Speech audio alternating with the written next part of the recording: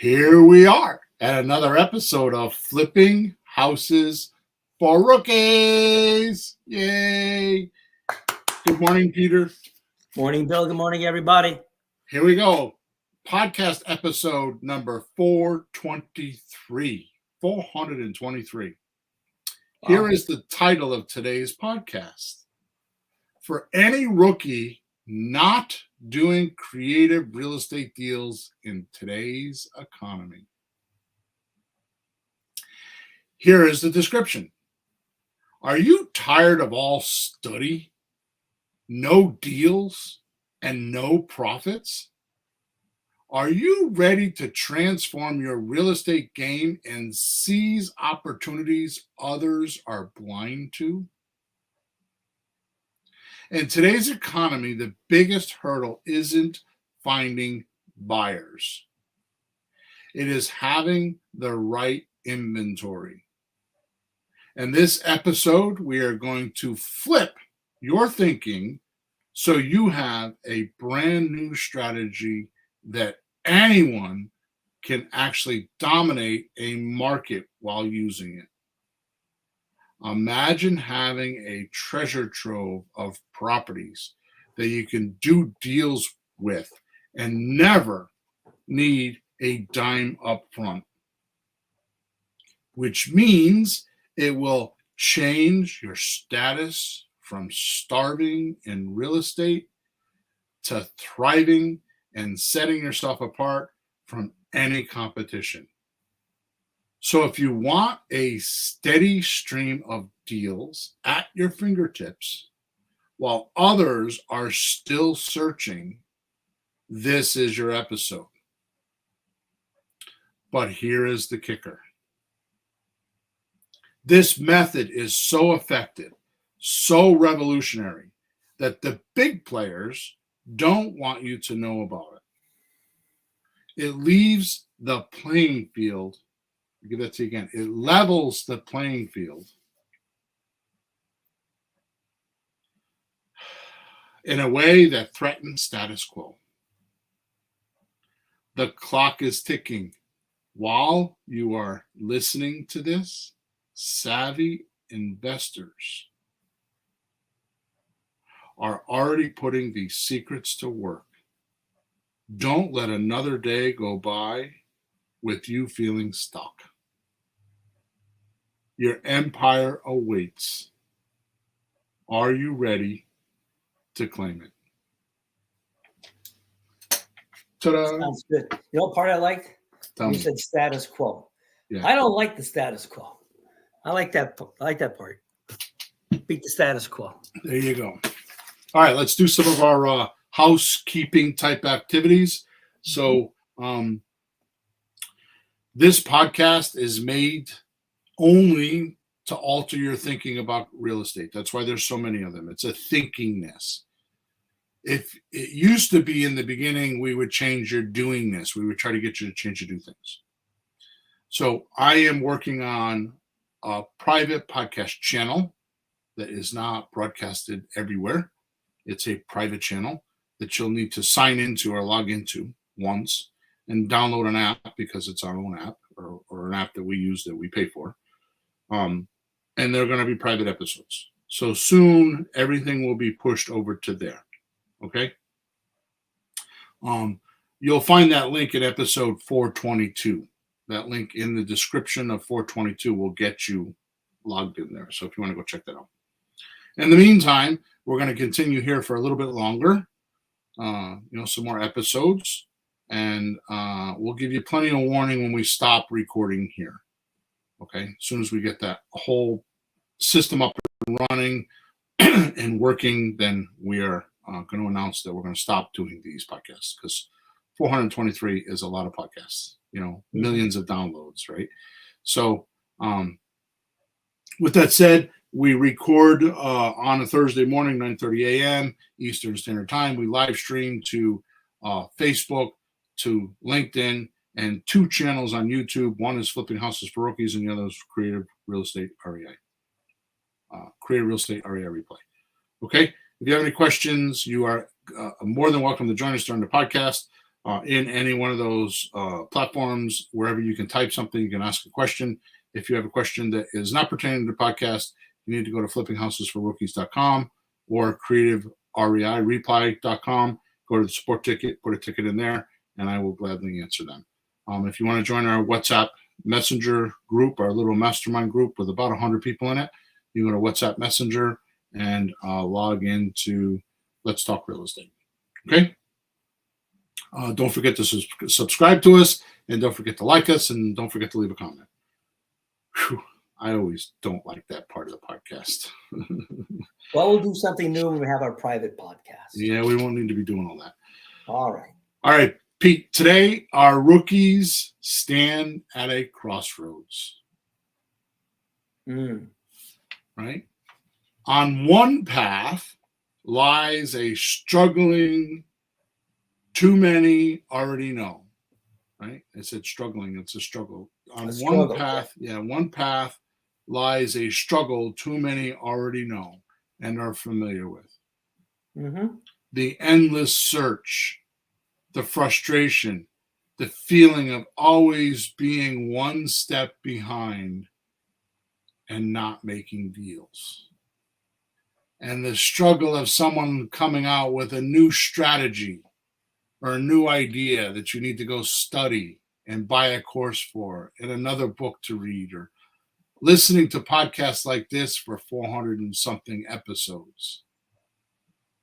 It's a lot of work. On the other path is a world of abundance where deals come to you and creating a whole new level of problem. Where the biggest problem is deciding which opportunity to pursue next. This isn't about time and money any longer. I've removed that.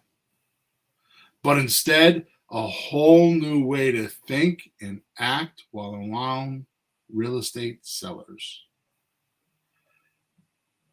What I'm about to encroach upon today and sneak in your mind with is something so crazy. I can't believe it's taken me 30 years to actually see it, feel it, and touch it. And it reduces everything that you ever thought about real estate down to what I'm going to teach you today. And point blank, this is probably, and I know I've said this in the past, but this could be probably one of the most impinging podcasts that you could listen to about real estate ever. And I'm going to back up my words today. I'm going to back up again. This isn't about time and money any longer. And today I'm going to reveal the number one hidden secret that real estate gurus don't want you to know. And it's right under your nose. And if you know these hidden secrets I'm going to tell you about today, these gurus can't charge you big bucks and keep them hidden from you any longer. Here's the first thing I need to expose. So before I get started, any questions, anything? I'm good? No, you're good. I'm all right? I know where you're headed, of course, as we talk. Yeah. But nothing's confusing so far. We're just wondering what's going to come out of your mouth next. There you go. Here's the first thing I need to expose. And the word expose is intentionally used there. What does that mean, Peter? Expose. Well, it implies that something's being hidden if you have to expose it. It actually means put out. X means out. Pose means to put. You're pulling it out like it's been covered up, secret, held on to. Great job. Here we go. Buyers pay you and make you rich, not the sellers. Truth is, The reason 99% of all real estate people fail is they have no inventory to show buyers. Mm. Right? Jeez. I'm sorry. That's just funny, really. Okay. You know, but it's true. You know, if you want to sell something, you either have a service that you can deliver, you either make a product, like you just go cut down trees and sell the wood, or you buy a product to resell the product. I don't know what else there is. That's right. And even So your service is inventory because it's your labor. yeah, Like so you have a plumber, yeah, right? yeah. He works all by himself. How many hours a week can he? What is his inventory? 40 hours a week? Yeah. If 40, he 50. bills by the hour, we'll say $100 an hour. He bills by the hour. Yeah, maybe he's a maniac and he works 70 hours a week. So the most he could make is 70 times $100. Mm-hmm. That's his inventory. Yep. Like you do music lessons. Your inventory is 30 minutes a day in your intellectual property, which is your knowledge on how to do that. Yep. That's your inventory. Yep. Right? But when we're talking about products like an object, you have to build something, you know, buy wood and build something and sell it or whatever you do, or you have to buy something already. So we have to go buy the house to then sell it. We make the money when we sell it, but we have to get a hold of one. Until today. That's not true what you just said. Oh, good. See, I'm going to disabuse because I've said that for 30 years. Mm-hmm. But think about this. Think about this. Mm-hmm. If you logged into or onto Amazon and there was nothing there for you but a blank screen after you got the search back, would you crack open your wallet and pay Amazon? Oh man, I have to hop in my car and drive to a store again. Ugh. Okay, so let's say you did that. Let's say you hopped in your car and went to the store and you went to Walmart. Get to the store, the shelves are empty. And the shelves are bare. I see where you're going with this. Right? Now, proof of this is, remember COVID? Yeah. Yeah, when I had to find an outlet supplier for buildings to find toilet paper in some random supplier. Like, I found toilet paper. And you don't want to tell anybody because you want to hoard it.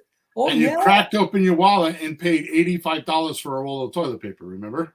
Well, I got a whole pack, but it was still $80. Yeah, it was more expensive. It was a lot of money, right? Yeah, it's crazy. But, you know, what are you going to do? Right. Exactly. What are you going to do? Yeah. Right? Without inventory, you have no business. You have no real estate business without inventory. You actually have a hobby. Yeah. It's actually a hobby. And by inventory, I mean a quantity of goods or products that are ready to sell. Yep. In our case, it's real estate. It's a property. It's a house. Mm-hmm. Right? Yep. I mean, there are other real estates too. I mean, there's multifamily houses, commercials, and all that. But we do residential houses, right? Condos. For us, condos would be okay. So wait a minute. I want to make sure this is clear. Yes. Where does all the money from the deal come from? Well, you say it's the buyer. Somebody's going to show up and say, "I want it." Don't say I said. I'm asking you with your own experience to tell me. Yeah. Don't go by what I'm telling you. Don't listen to me right now. Don't let me influence you. All right, buddy. Ignore Bill. Ignore Bill. If anybody's ever made money in real estate, where has a check come from? Huh? Right. So no, where does the money for the deal come from? Yeah. Well, it has to be the buyer. Right? Yeah. So once the buyer supplies the money, then who gets paid? Everyone. Yeah. Right. The idea is that you collect more than what you owe and have a profit. Yep.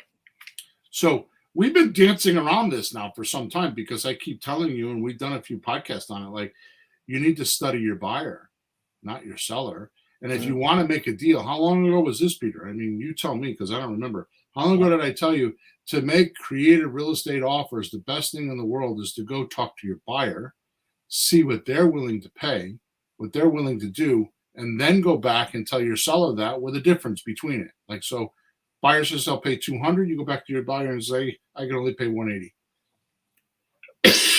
You don't need you don't need to study creative real estate anymore.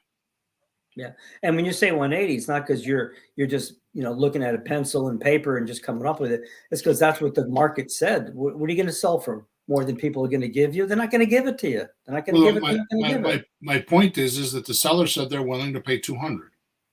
The buyer. The buyer's willing to pay 200.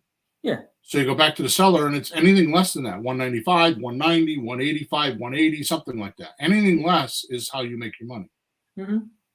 So why do we worry about getting stuck with real estate? I think it's because when we talk to the seller, we look at the deal, and I'm speaking for me now. You look like, well, will this work? I think he wants too much. I'm not sure if it'll work. I start thinking a little bit like, can I do it or not? And you just made the point a few weeks ago that just put that out of my head.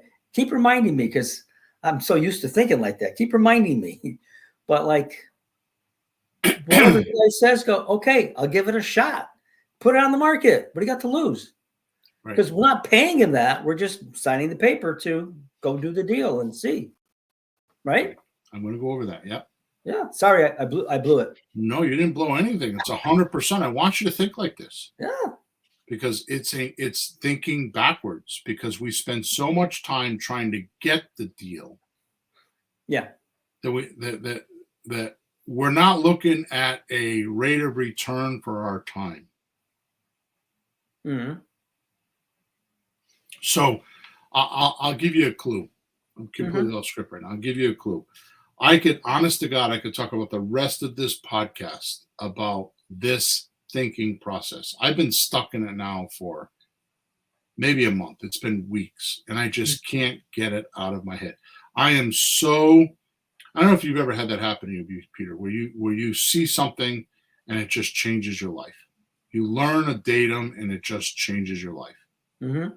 Right? You learn something that just is so truth. The truth is so strong that it just takes you over. It takes over your thinking. It takes over all of it. Yeah, that happens every time I talk to my wife, Bill. Not yet. No. Your sarcasm is not well right now. That's all I got. So here's what started all this. Yeah. The word is transformation. Mm-hmm. So I'm like revamping, or have decided I want to revamp my coaching group, which means I'm going to be charging more money, not because it makes me more money, because I want to include everything under the sun in it. Like my whole CRM, giving you leads every day, funding, all kinds of things. I want to include everything. So there is absolutely no barrier to doing a deal. Yeah. Other than you just don't go to work. And I'm trying to revamp it so that the transformation, which now when you start with coaching could be this month or it could be 10 months from now, it's unpredictable based on some variables. Mm-hmm. So what I'm looking at is, okay, so if I charge you all this money, which is a lot, how long before you feel like you got your money's worth? When does a transformation happen? Right? Now think about it. Our entire lives are about transformation. You're here and want to be there. There's a transformation. Mm-hmm. You're young and you want to be old, or you're old and want to be young, however you want to do it. There's a transformation. Right? You're looking to change something of an outcome. So that's how all this started. Yeah. Was me thinking about transformations and how do I get rookies to literally, because I want to do a challenge, literally in 30 days, within 30 days, do a deal and get a check for $3,000, $5,000, $10,000, $20,000 or more. Mm-hmm. Mm-hmm. How do I do that? Mm-hmm. Right? What was his name? Oh my goodness, I just went blank.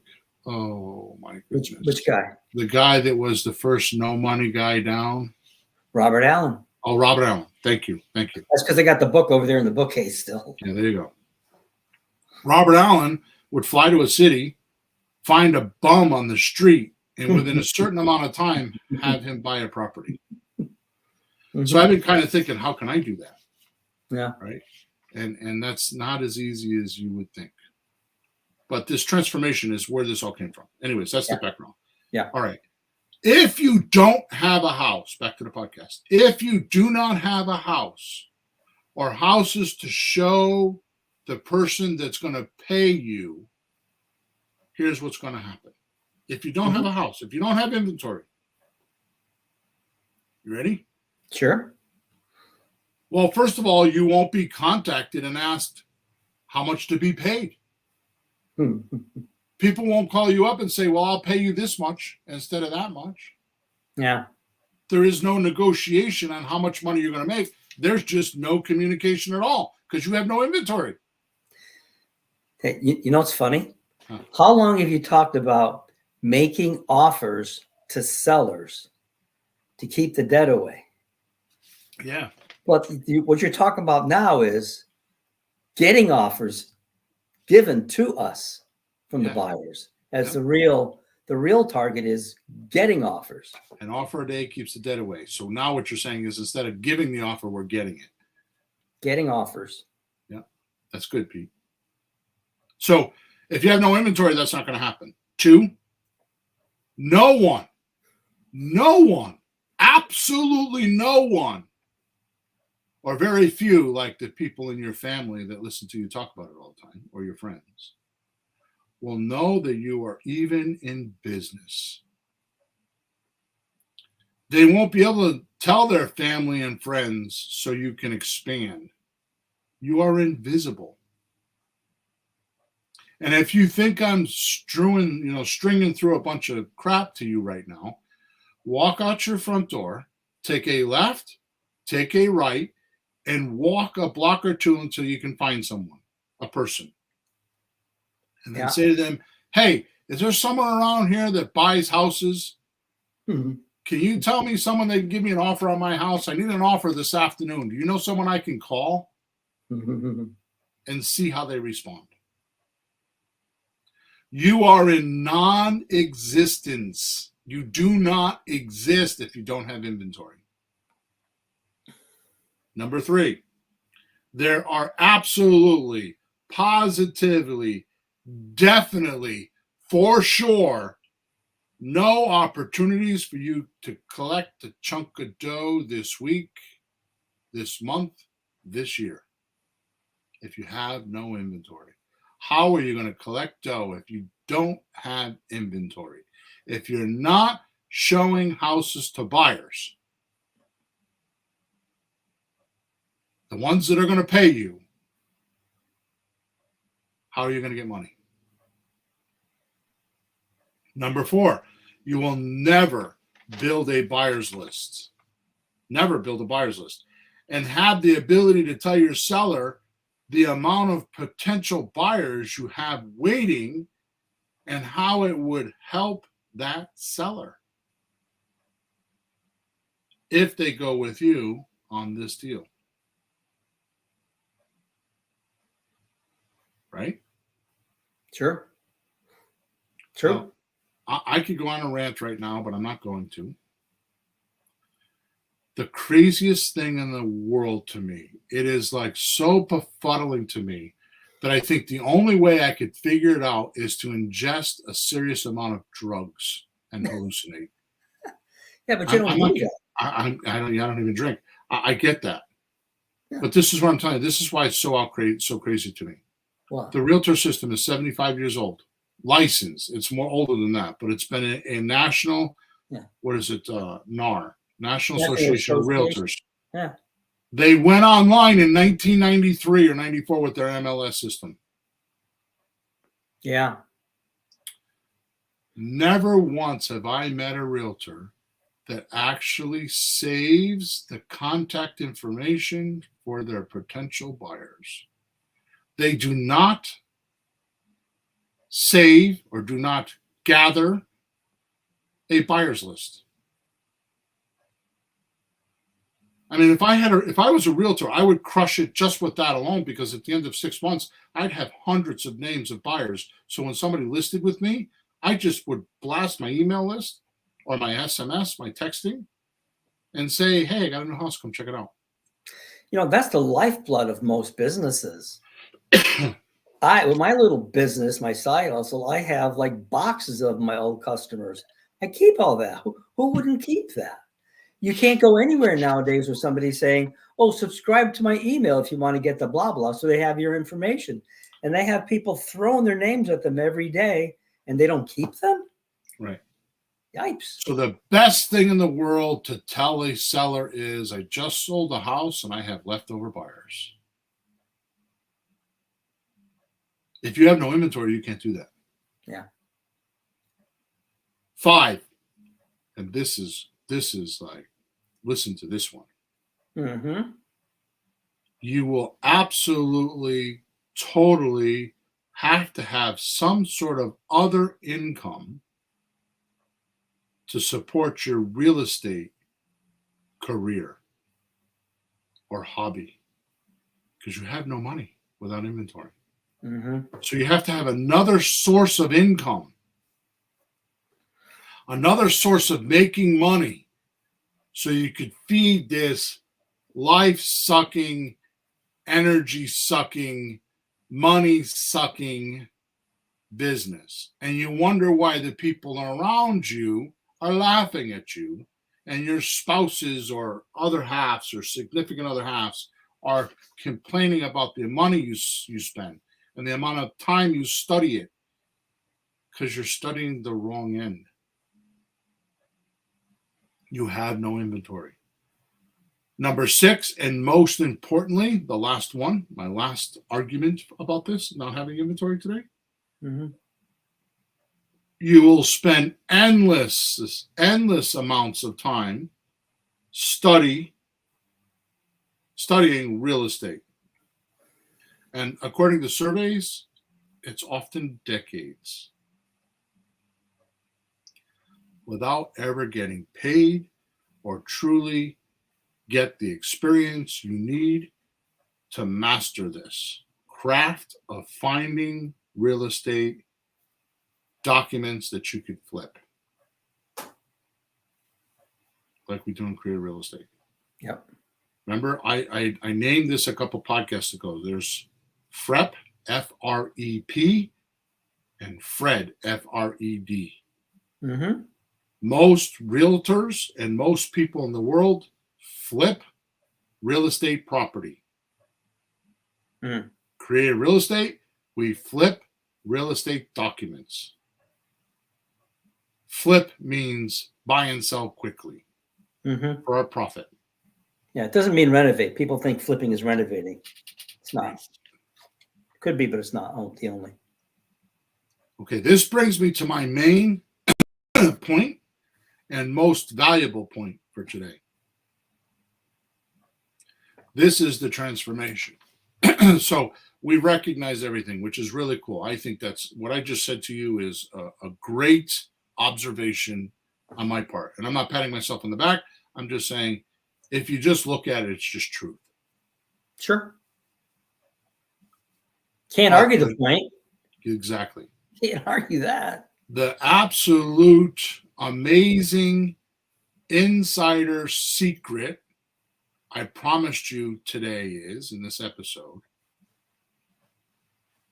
you need to get the seller to give you property to present to your buyers on consignment.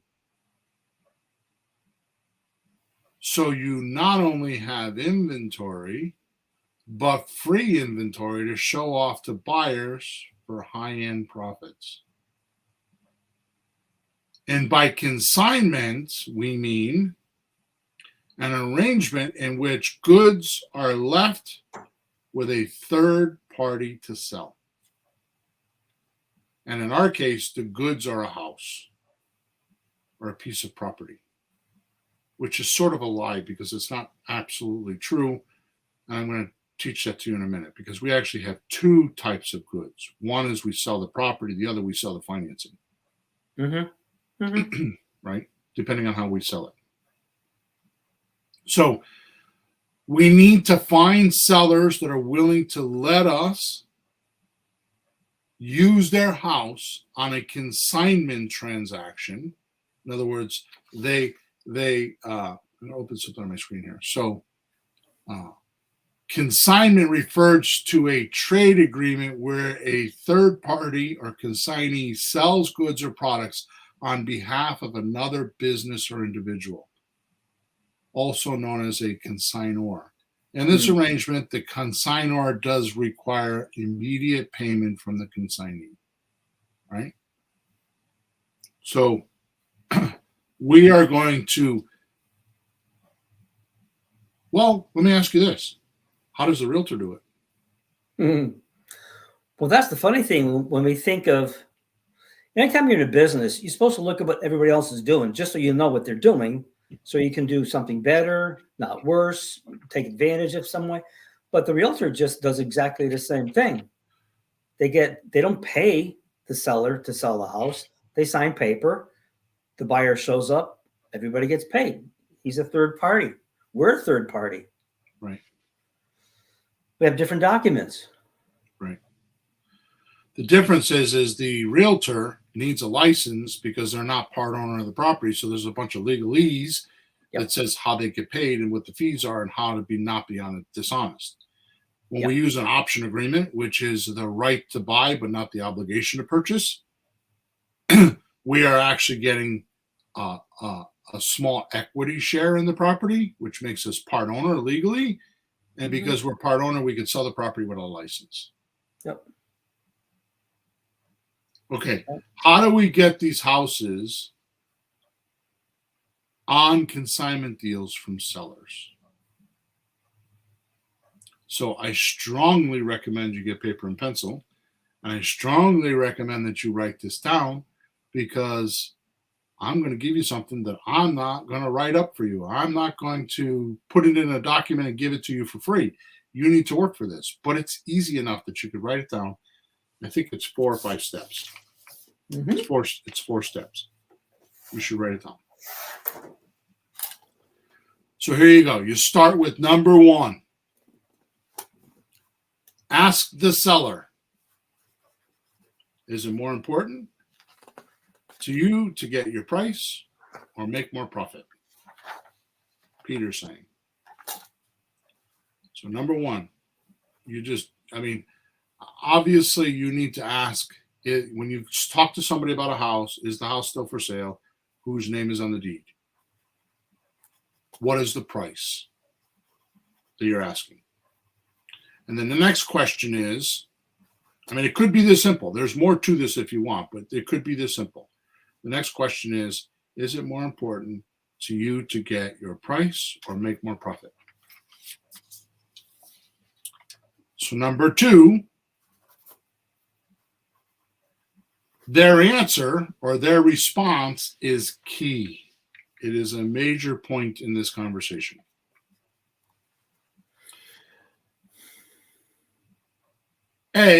If they say price, if their response is price, so the question, remember the question is, ask the seller, is it more important to get your price or make more profit? And their answer is price. It tells you the seller's core and hidden intention is greed. They want the cash from the property and they don't want to wait for it. They have some idea or some plan or some pressure on them that's usually outside of the house transaction, that they need money, and they're going back to their savings account known as the equity.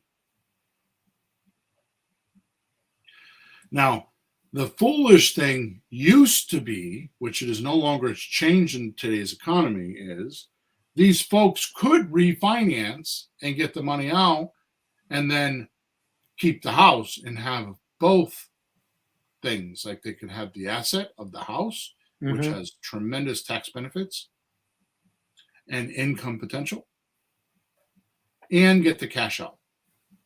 So we used to suggest that to people that have a lot of equity. We'll go get a home equity loan, line of credit, a HELOC, or go refinance, and we'll take the property over. We'll take the property over subject to your existing payments, and you don't have to pay for it.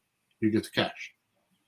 Unfortunately, in today's economy, that has changed because we went from having 3 and 4% interest rates to 6, 7, and 8% interest rates, and it it actually affects the cash flow on the deals significantly. Yeah, my HELOC loan went from 4 to 8%. Yeah. It's a big difference. Yep. Okay. I actually have a subject to deal that I'm working on right now, and it's a $230,000 house that was purchased like 6 months ago, and his payment is $2,385, and I'm having trouble. I'm like, I don't know I don't know what to do with it. So we found an FHA mortgage that's willing to reduce his interest, and it's going to change the payment by $400 or $500 by like 2 or 3%, 2% or something like that. Yeah, it's a big deal. Which is now more plausible for me to sell this house. Yep. All right. So if we ask the question,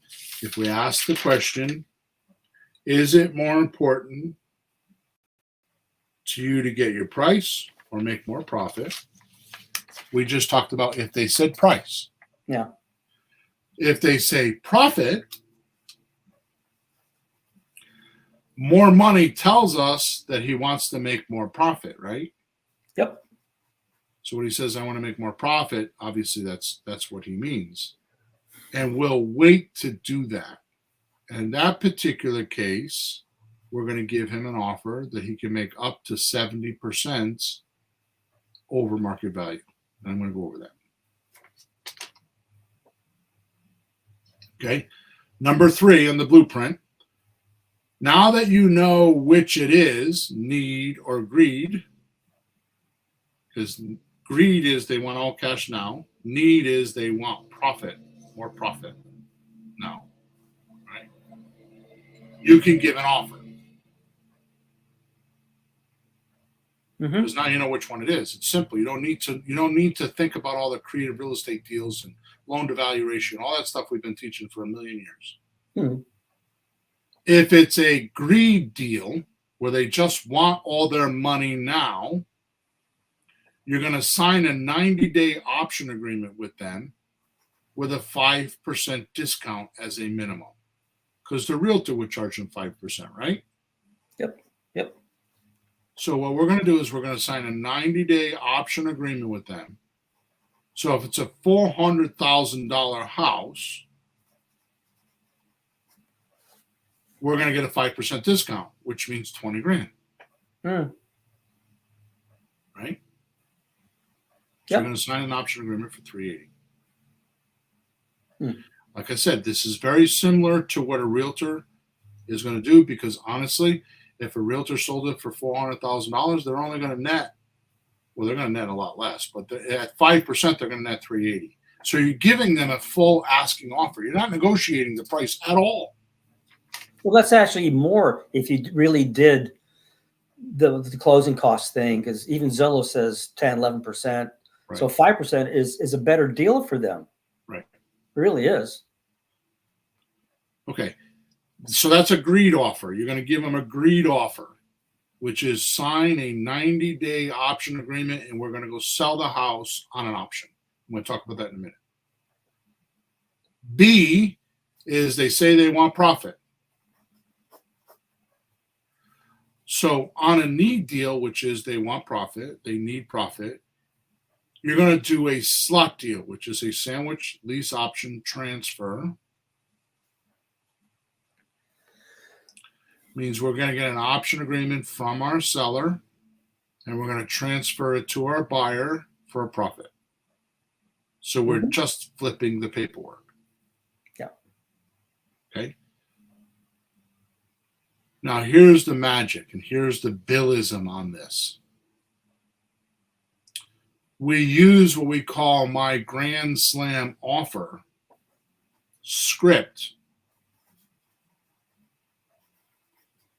And this explains how the seller, if they're willing to wait for 36 months or 3 years, can get up to 70% more than market value.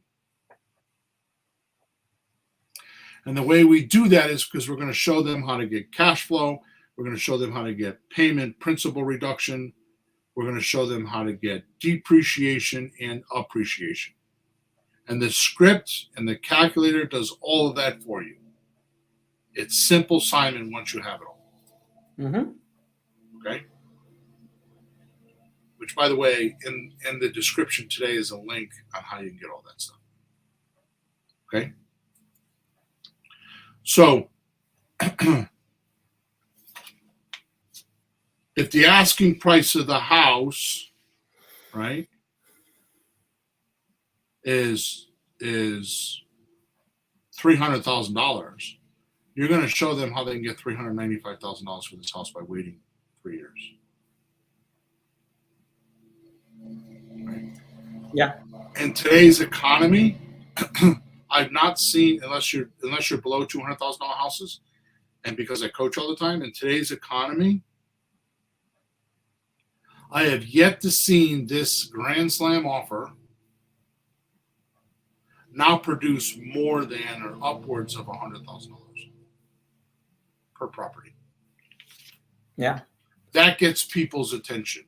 So now, if they tell you that they want to go off and they need a down payment, or they need, they need to buy another house and they need the money for another house, you're going to say, yeah, but I'm making you $120,000. Are you going to give up $120,000 to go get a $30,000 deposit? Isn't there another way that you can get that money? And 85 to 90% of the time they say, yeah, actually, I could get the money somewhere else. Yeah.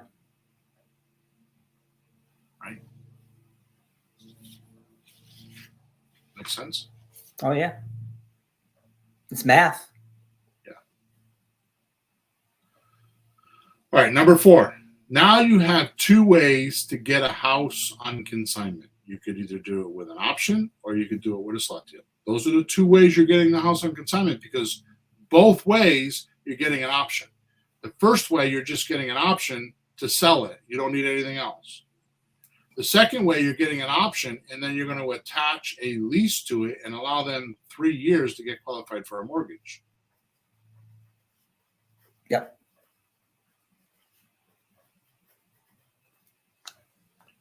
So you're just using a plain old option to sell, or terms with a lease for 36 months with an option to sell. Mm-hmm. Right? Here's the trick. You sell it the way you got it under consignment. So you sell it the way you bought it, or the way you got the paperwork. So if you got an option agreement for 90 days for all cash, right? And the seller gave you a 5% discount, you sell it for all cash. So here's how you do that. Let's say we have a $400,000 house, like I spoke about before. Mm-hmm. And they give you a 5% discount. You're going to write an option agreement for $380,000. Sure. Agreed? Sure. Which, according to your point, which I agree with, is more money than they would get with a realtor.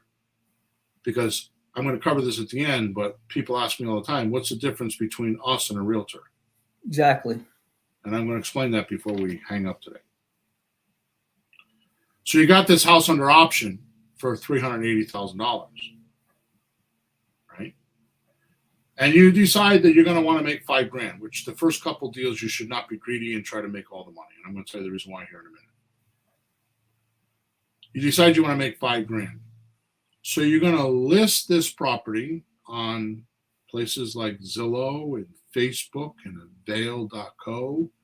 And you're going to start getting people interested in this property because you're going to list this property for $385,000, where all the other properties in the neighborhood are being sold for $400,000. So you're $15,000 lighter than everyone else. So it will create a frenzy because you're the cheapest property on the market in the neighborhood. Yep. And you're going to get people that are going to want this property because it's cheaper. The only difference is the way we're selling it. Right? Mm-hmm. So let me ask you this question. Let's do some math. You do the math. I'll ask the questions. Okay. So if the realtor sells it for 5%, how much do they get for a commission? 20. 20,000. Okay. So let's say there's a co-broke deal, meaning that there's a buyer there's a realtor that signs a listing agreement with the seller. And then a different realtor finds the buyer. What do they do with the commission? Well, that's a good question because things are shifting around right now. Yes. But it could be 2.5. It could be 5% paid by the seller, or 2.5 paid by the buyer, 2.5 paid by the seller.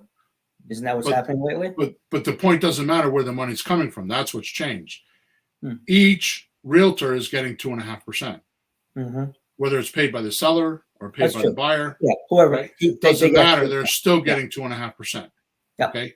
Yeah. So 2.5% on $20,000 is how much money? 10 grand. Well, yeah, it's half of that. Okay. So the realtor made $20,000. The seller realtor gets 10 grand. And then the buyer realtor gets 10 grand. Now, when I say realtor, what do I mean? I mean the agency that sold it, because what happens is in that realtor system, there's a broker and an agent. The broker holds the license, the agent does the work. So what do they do with that commission? They split it. Yeah. Is it 50-50 or whatever? I mean, there's all kinds of splits out there, but for a very long time it was 50-50. So that means the agent got 5,000 and the broker got 5,000. Right. So how is this any different than what they do? Because we're charging $5,000. Well, one of the differences is somebody could come along and want it for $390 or $395. We would get to keep that too. That's right. Yeah, you could have a bidding war. It could go up. In today's market, that would happen, and it's still less than the 400,000 altogether, and we're not robbing the guy who's selling the house because he's still getting his 380. We just happen to keep a little bit more of it because we're probably doing more of the work. We're doing a little bit of everything, aren't we? Right. We're doing the whole work. We're doing the whole job to earn it. So does that make sense? So if you're selling it as a cash deal, that's how you would do it, right? So here's the thing. This will get you attention. So you're not listing it as 400,000 like everybody else, and it just blends in with everybody else and nobody sees it. When you put it on the market for 385 and everyone else is selling for 400, this gets attention. Yeah. Now pay attention to this, because this is one of those jewels that I just spit out that kind of gets blended in with the whole podcast. It's worth writing down. How do you get attention? Attention. The way you get attention is to impinge or have an impact. So when you have an impact or you impinge, you get attention. Like copywriting, the headline impacts you. Like, what does that mean? So the only way you're going to get attention to sell a house for all cash is you need to have an impact, or you need to impinge, and kind of like somebody's walking down the street on Broadway in Manhattan, and they're just smoking a cigarette, talking to their friend, whatever, right? How does a storefront stop them in their tracks, get them to turn and look at their window and come into the store? They got to have something special. They have to have some sort of an impact, or they need to impinge on that person's conversation they're already having in their head. Right? Yeah. So if you have an impact or an effect on the property, because everyone else is trying to sell for $400,000, you'll get attention. Very important for option agreements and all cash. Mm-hmm. Now, if you got a slot deal for a minimum of 36 months, in other words, you got an option that is good for 36 months because the seller wants to get paid off in 36 months, you're no longer selling the house. Mm. The impact or the effect or the impingement that you're going to create is because you've crossed over the threshold and are now selling the financing to the property. You're not selling the property anymore. See, the first one is flipping real estate property. Yes. Now we're going to flip real estate documents. So we're using both of them in our consignment deals. So the way I look at it is when we're selling or flipping the property, the benefit is the discount on the property, which is good. Right. And the second one, the benefit is the opportunity to get the house once you can get your mortgage, but meanwhile have a place that's going to be yours that you can live in. You know, the lease with the option. So to shorten it up. So the first opportunity is you're getting on an option deal, you're getting a discount. Yep. The second benefit is you're buying a house with no bank qualifying. Mm-hmm. And you're going to be able to live in it for 3 years to get qualified for bank qualifying. Yep. Right. And because of this, we give our seller a full asking price as long as it's, within market value. Obviously, you can't give them $350,000 or $380,000 for a $300,000 house. You could do that, which, by the way, you could do that. It just means you can't do it in 3 years. You got to do 10 or 15-year term, and then it's okay. Mm-hmm. Right? See, when we sell on the slot deal, we don't need a discount. We actually add 5% on top of the full paid asking price for our profit. Right? Mm-hmm. So you might think, why would a buyer want to do that? Well, if you were to buy my computer today for $1,000 in cash and pay me $1,000 in cash, you paid $1,000 for my computer. Common sense. That's logical. Yeah. But if you were to pay me $1,000 for my computer today and you put it on your credit card and paid for it over the next 3 years, there's going to be fees from that credit card, and you're going to pay more than $1,000 for the house. For the computer. Mm-hmm. A house is exactly the same way. I didn't make these laws. I didn't make this happen. This is not my think up. This is what America's like. No, it's really natural to me. Like, wait a minute, you're going to make me wait 3 years to pay the house? Well, what are you going to give me to make me wait 3 years? Right. If you're going to, I'm waiting, give me something for waiting. So that's a little bit extra. And they're still better off because if they don't do that, they're renting and renting and renting and renting and never get the house. Look how much money they're spending now just renting the rest of their life because rents are going up. They're not going down. You're talking about the buyers, yes. Yeah, as far as the buyers. At least if you buy, you freeze the rate. Right. You freeze the rent to the amount you have to pay every month. It's not going to keep going up on you. For at least 3 years, yeah. Well, it might increase, but not by as much as the inflation will. Yeah, but once you're in, and that's it. Then 5 years. My kids have bought houses. The first year or 2 or 3, it's a little tight. Then they get little raises at work. They get another paycheck. They get a bonus. Next thing you know, they're ahead of the game. Right. The mortgage didn't go up. It starts looking. My mortgage used to be $240, $245 a month. Oh my God, that was a lot a bunch of years ago. Right. Now it's gone, but that got easier every year. It got less and got smaller on us. Yep. It's a great benefit for a few bucks. It's a good benefit. You're not screwing anybody by doing that. That's the point. Well, the interesting thing is if you do the math on a realtor deal and they go get a mortgage and you do a 30-year mortgage, you're paying 2.5 to 3 times the amount of the price anyway. So if you bought a house for $300,000 by the time you get done paying your payments with principal and interest, it's almost $900,000. Yeah, you put that in a mortgage calculator at the bottom, it'll tell you. Altogether, you will be paying blah. It'll tell you. All you got to do is take your principal and interest payment and multiply it by the amount of months that you have to pay for it. That's how much you're paying for the house. Sure. All right. So as you can see, done this way, we are mirroring everything they can get with a realtor plus more. For example, we only have a 90-day agreement that can be broken without any legal ramifications, like a realtor listing contract. Now, some of the listing contracts, and I will tell you the worst is Berkshire Hathaway. I would not hire a Berkshire Hathaway agent. I had one and stopped using her because of her contract.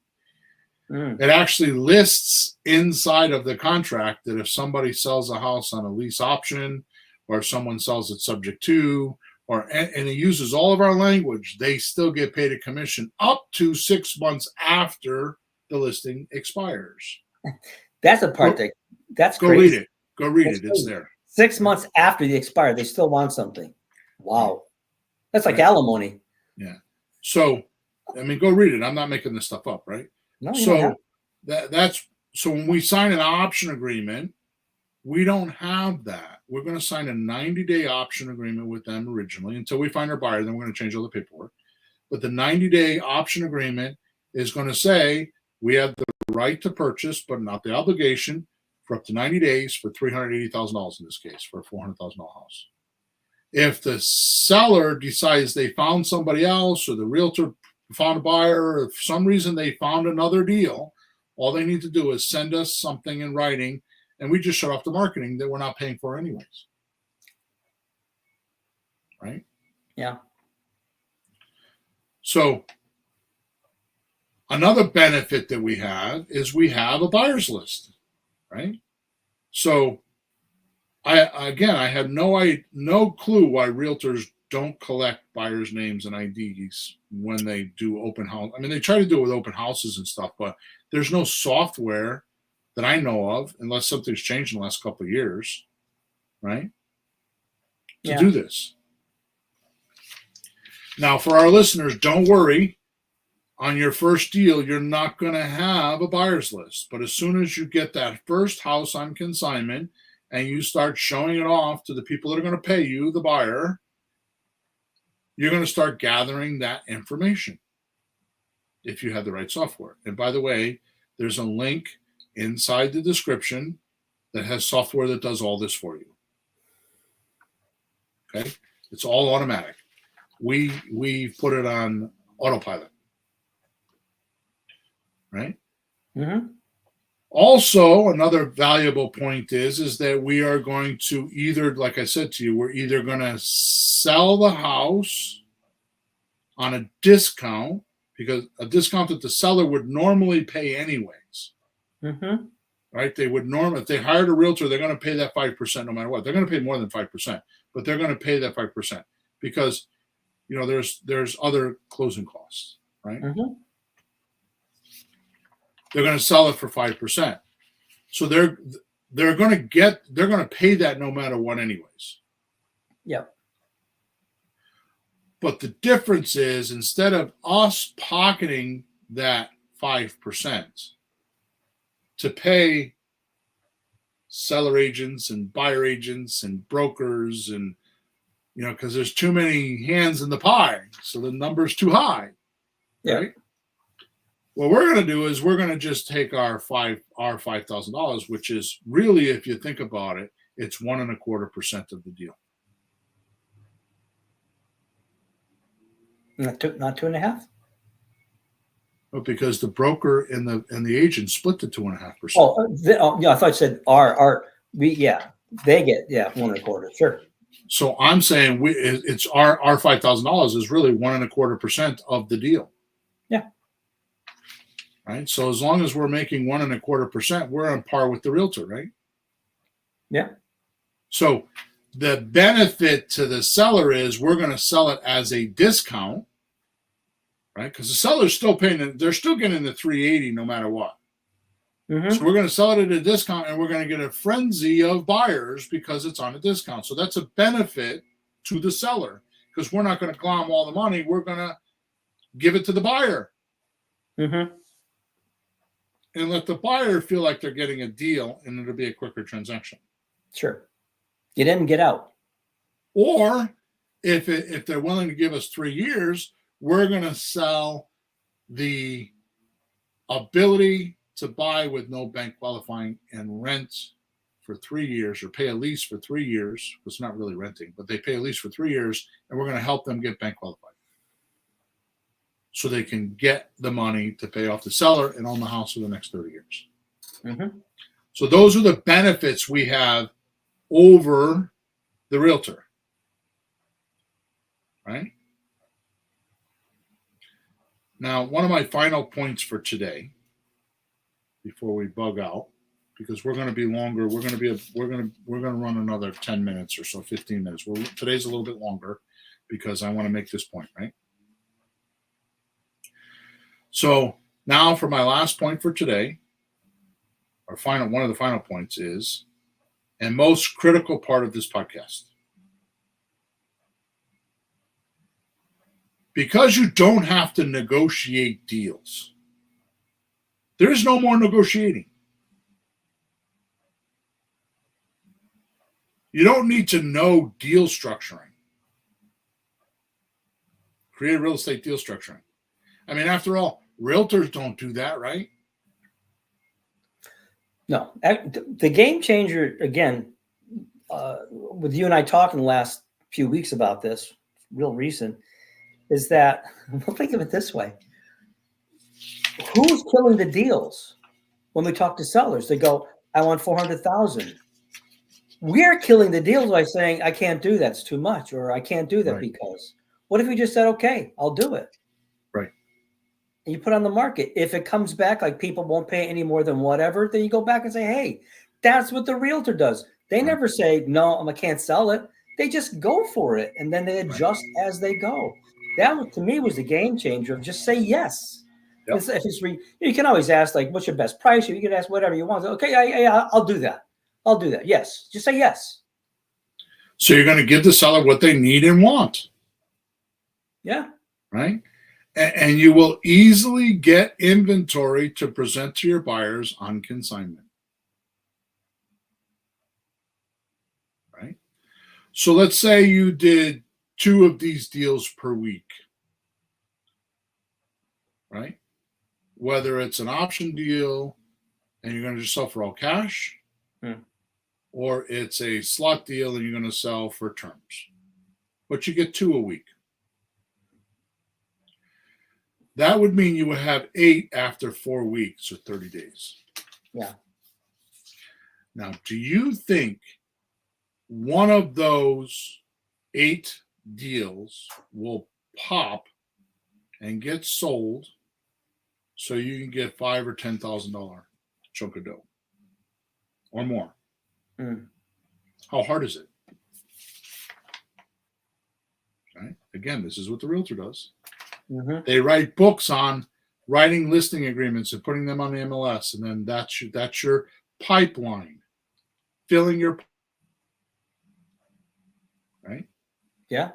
Now wait a minute. What? If you got into your second month and added 8 more, you have 16. If you haven't sold one the month before, which is likely you will. So now you have 16 houses in your inventory, which means you just doubled your chances to get a $5,000, $10,000 or more chunk of dough in the next couple months, right? Okay, now do our third month. And you get 8 more houses, which means in 90 days you have 24 houses, presuming you haven't sold any, which is not going to happen, right? In your inventory to present to buyers to crack open their wallets and pay you your profits. So I don't know, unless you are not doing what I tell you today, I don't know anyone that could not make money with 24 houses on the market on consignment for very little money or no money at all. Now it just becomes a numbers game, right? You just keep it simple. Like I explained today, you don't do any other kind of deals. Now, are you going to become a multimillionaire like this?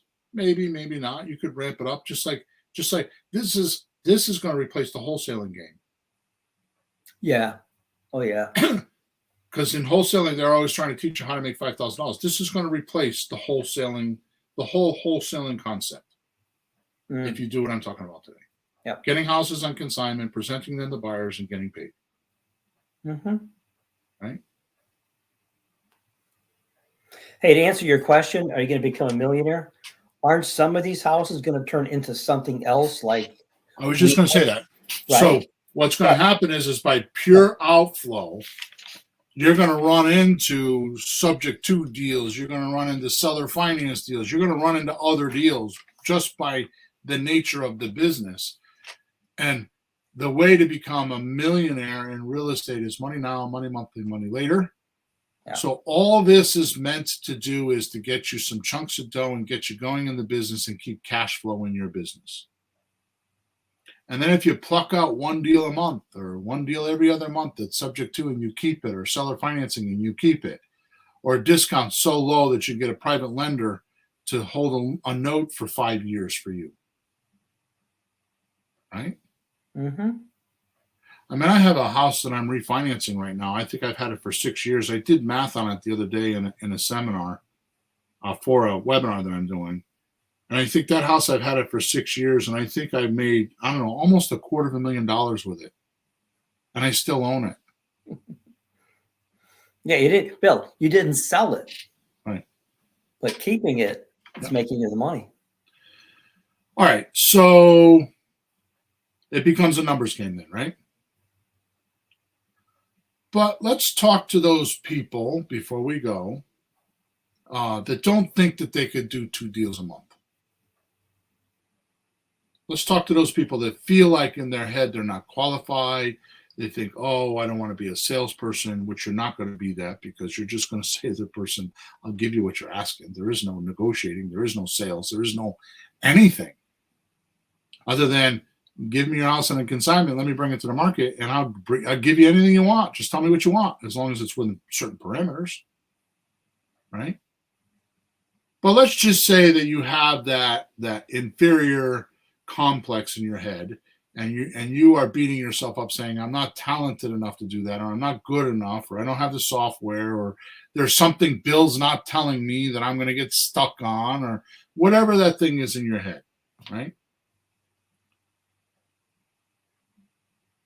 Let's say you were to get 2 houses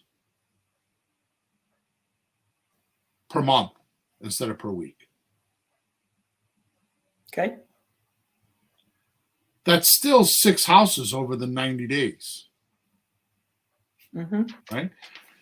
Do you think you could find one buyer with an inventory of 6 houses to give you $5,000 or $10,000 profit? I don't understand why not. And I have to tell you that if you do the math on 5%, right? Because here's the thing. I'm saying $5,000 or $10,000. That's actually low in today's economy. Because I'm telling you that if you just do an option agreement with, they want all cash. If you do a slot deal, you're going to get 5% over the 400,000. So you're going to sell for 420 or 419.9. That's 20 grand. Yeah, it's true on the slot. Yeah. That's 20 grand. Yeah. Now, maybe you get 10 grand up front, and then you get down payment assistance. You get a check for $400 for a month for the next 3 years, and you don't even own the house. Right? And that's the down payment that the buyer's doing. And if he buys it, or when he buys, that's his down payment. So he's got to put 5% down. Right. He's got to come up with maybe 10% at some point. The more he puts down, the more he gets in front, the less his mortgage will be. So it helps him. It's not like it's money out the window. He goes to the bank. That's his deposit. Yeah, I already paid it. Now all he needs is the mortgage. It's already paid. He did it. Right. Doesn't Maybe matter that pay it was some 3 more. years earlier. You're just going to have the evidence that he paid it, and that's all you need. Yeah, it's not money The out the bank, window. That's a down payment. the bank doesn't ask for a down payment when they move in, and then a down payment 3 years later. They don't ask for that. They want one down payment, not two. Yeah, they're willing to only pay 95%, whatever that is, in the Right. mortgage. They don't want to do Alone. 100%. They don't want to be leveraged up to the max. They want a little breathing room. So they're gonna give 90, 95%. You pay the rest. They're happy. That's all they want. Now, wait a minute, Peter. Wait a minute. There's Yes. one last thing. I know we're way over. I know this podcast is long. We're talking about 5%, right? Well, this is just pure math. Huh. What about the dudes and dudettes that are out on the West Coast and the houses are averaging $800,000, like in California, right? Certain parts of our spectrum, like down in Fairfield County, a cheap house is $800,000 or $1 million. Yeah, Southern Connecticut, near New York City, sure. 5% on an $800,000 house is 40 grand. So now instead of selling, 40 grand on an $800,000 house means you're going to get an option for a cash deal for $760. It's very possible to sell that house for $775 and be $25,000 below market value. Now you're making 15 grand on one deal. Yeah. You're better off to be in these higher markets. Oh yeah, by the way, people that own those houses are usually more savvier with money than the people that own $150,000 houses. Yeah, it's easier to talk to. They're easier to talk to. They'll compare it to this way or that way, and our way is a good way. Yeah. So if you're doing $40,000 deals, just two of those replaces most salaries for our listeners per year. Yeah. So you're going to tell me if you didn't do this, you couldn't figure out in a neighborhood with $800,000 houses how to find two of them for an entire year and do this and make 80 grand? Come on. If that's really happening to you, it's something wrong with you. Point blank. Just get out of the business. It's not for you. You have a personality disorder or an interruption in your head, or you have a conversation that is just not true. Your fixed ideas are incorrect. I mean, I could go on and invalidating you. I mean, why not have me invalidate you? Because you yourself are invalidating the hell out of you. So why not hear it from me? Maybe I'll rattle you and say, that's not true, Bill. Well, then why are you telling yourself that? Right? Okay, we got to go. I will admit, you can do all this stuff we speaketh today manually. You can do all this stuff I speaketh of today manually. But it cuts down on your organization skills and your production. So I put a link in the chat to show you how to automate 90% of doing these deals. 90% of our selling machine does more than 90%. It almost sells the house for you. Like you're barely pushing a couple buttons to get deals. You're putting an ad up. You spend 10 or 15 minutes putting an ad up on 2 or 3 different websites, and that's it. We do the rest for you. It's incredible. We even do the documents for you. Okay? So you should go check it out.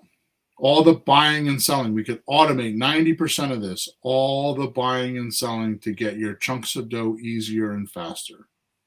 So just go. There's no sales pitch or nothing. Just go check it out. What I did is I broke it all down. There's no long webinar, education, all that. I just broke it down in a video that explains how it works, and it's either for you or it's not. Okay? So thank you for listening to us today. I'm sorry I went 14 minutes past the hour. I appreciate your support. Make sure you subscribe to us wherever you're watching us or listening to us. Make sure you like us and leave a comment. If you need personal help, you can go to flippinghousesforrookies.com or creativereireply.com. Top right-hand side is a support link. And if you wanted to get into our little mastermind group, you can go to WhatsApp Messenger and look for Let's Talk Real Estate. If you can't find it, just put in a support ticket and I'll send you a link. With that said, we're over now. Again, thank you. And we will talk to you on episode number 424. Have a good week. Flourish and prosper.